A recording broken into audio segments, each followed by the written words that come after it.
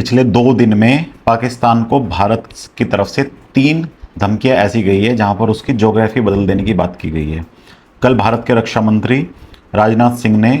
जो गुजरात में जो सर क्रीक है उस पर पाकिस्तान के इंफ्रास्ट्रक्चर बनाने के कारण पाकिस्तान को सीधी धमकी दी गई कि अगर कोई भी हिमाकत की तो इस बार जवाब ऐसा देंगे कि नक्शे से नाम मिट जाएगा।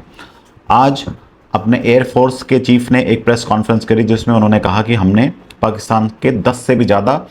जो फाइटर जेट है उनको गिराया है और 4 से 5 तो हमने F-16 को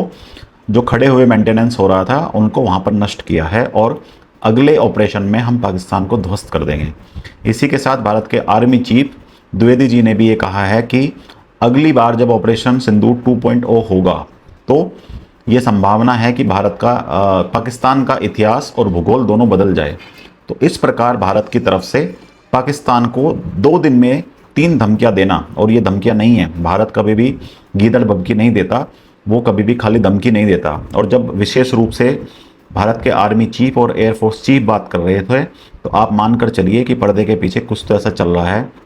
जो देश के सामने अभी नहीं है, क्योंकि भारत की सरकार और आर्मी दोनों ने कहा है कि ऑपरेशन सिंदूर अभी समाप्त नहीं हुआ है और ऑपरेशन सिंदूर तभी समाप्त होगा जब आतंकवाद को हम जड़ से ख़त्म कर देंगे। तो ऐसी बातें जब आर्मी और एयरफोर्स की तरफ से हो रहे हैं तो आप यकीन मानकर चलिए कि आने वाला समय पाकिस्तान के लिए बहुत कठिन है। अगली किसी भी पाकिस्तान की एक गलती पर या किसी आतंकवादी हमले पर